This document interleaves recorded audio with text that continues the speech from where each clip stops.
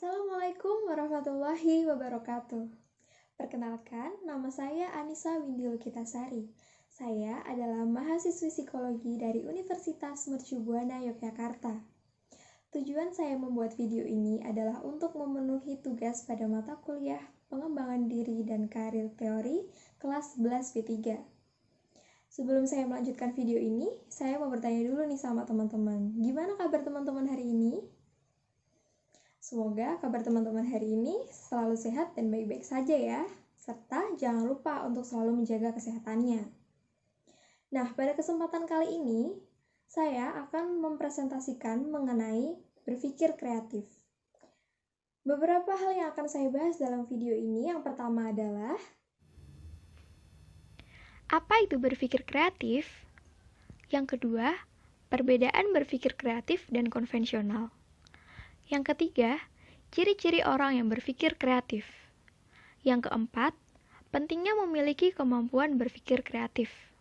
Dan yang kelima, bagaimana menggunakan kemampuan berpikir kreatif dalam mengatasi suatu masalah. Oke, kita langsung masuk pada pembahasan yang pertama ya. Nah, berikut ini ada dua pengertian berpikir kreatif. Yang pertama berdasarkan pendapat dari Munandar pada tahun 1999. Beliau mengatakan, berpikir kreatif adalah kemampuan individu untuk memikirkan apa yang telah dipikirkan semua orang, sehingga individu tersebut mampu mengerjakan apa yang belum pernah dikerjakan oleh semua orang. Yang kedua berdasarkan dari pendapat Robert Fisher pada tahun 1984.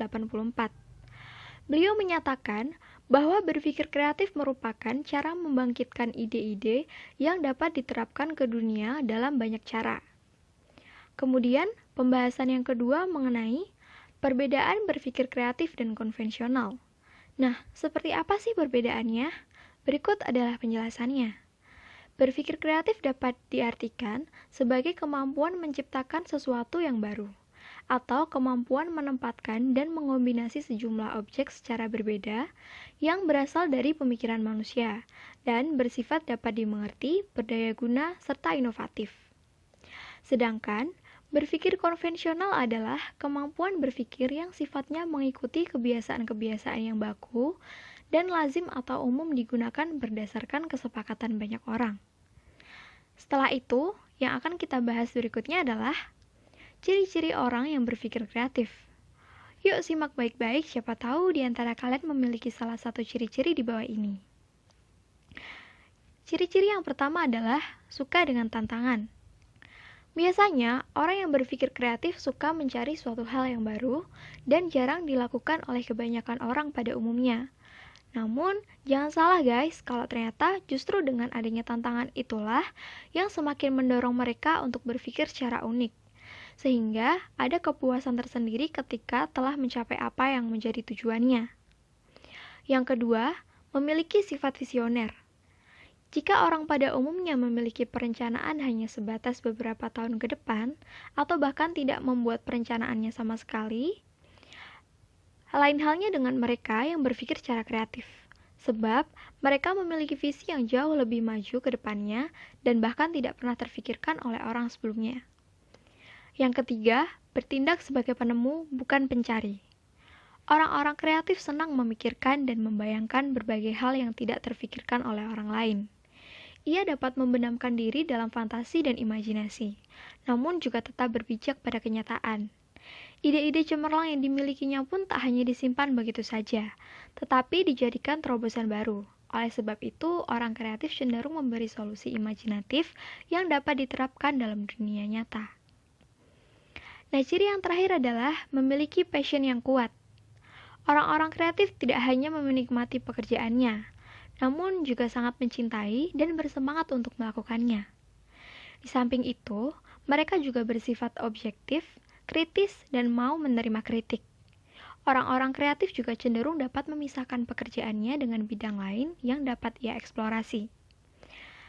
Setelah mengetahui berbagai info dari berpikir kreatif, saya akan memberikan informasi lain lagi nih guys, yaitu mengenai pentingnya memiliki kemampuan berpikir kreatif. Kira-kira kenapa sih pentingnya kita untuk memiliki kemampuan berpikir kreatif?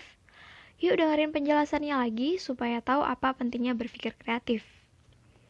Nah, yang pertama, kita dapat memiliki solusi dari sebuah masalah. Dalam hidup, tidak ada sesuatu yang berjalan lurus-lurus saja, melainkan akan banyak rintangan dan masalah yang akan kita hadapi. Maka, penting bagi setiap individu untuk mengantisipasi hal tersebut dengan cara berpikir kreatif, yaitu mencari solusi dan memunculkan ide-ide atau gagasan baru untuk memecahkan masalah tersebut. Kemudian, pembeda setiap individu adalah tingkat kreativitasnya. Gimana nih maksudnya? Jadi gini nih guys, setiap individu akan dikenal dengan kemampuan dan tingkat kreativitasnya dalam setiap kesempatan yang dihadapinya. Namun perlu diketahui bahwa setiap individu memiliki tingkat kreatif dan kepandaiannya masing-masing. Maka perlu bagi setiap individu untuk berusaha meningkatkan kemampuan dirinya agar tidak menjadi individu yang tertinggal dari yang lainnya.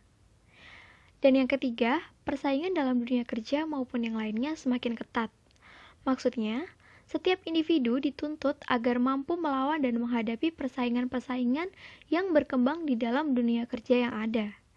Jadi di sini diperlukan kreativitas dalam berpikir bagi setiap individu agar bisa membuat dirinya berbeda dan memiliki daya tarik tersendiri agar setiap usahanya dapat berjalan dengan lancar dan sukses. Dan sekarang kita masuk pada pembahasan yang terakhir ya guys, yaitu tentang bagaimana menggunakan kemampuan berpikir kreatif dalam mengatasi suatu masalah. Nah, kan banyak tuh masalah yang pasti pernah kalian alamin selama ini. Jadi, proses berpikir secara kreatif untuk menyelesaikan masalah tentu pada akhirnya akan menciptakan sebuah inovasi yang berlian sebagai solusinya. Karena pada dasarnya, inovasi bisa didapatkan dengan mencoba memahami hal yang belum jelas, terbuka dengan pengalaman serta ide baru, dan terus mengembangkan kemampuan dalam menghadapi perubahan yang ada. Dengan begitu, akan lebih mudah untuk menemukan ide unik sebagai solusinya. Nah, contohnya kayak gini nih. Ketika kita memiliki keperluan untuk membeli buku. Nah, kebetulan harga yang kita inginkan untuk membeli buku itu tuh mahal. Dan kita tidak mungkin untuk meminta ke orang tua lagi. Jadi, bisa tuh kalian memutar otak, cari hal-hal yang kalian suka dan sesuai dengan passion kalian.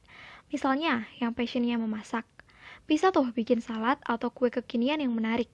Kemudian bisa dijual kepada teman-teman atau orang di sekitar kita, dan kemudian hasil dari penjualannya itu bisa kita gunakan untuk membeli buku. Atau yang punya hobi desain, bisa juga iseng-iseng bikin desain logo untuk keperluan marketing atau membuka jasa membuat poster dan sebagainya.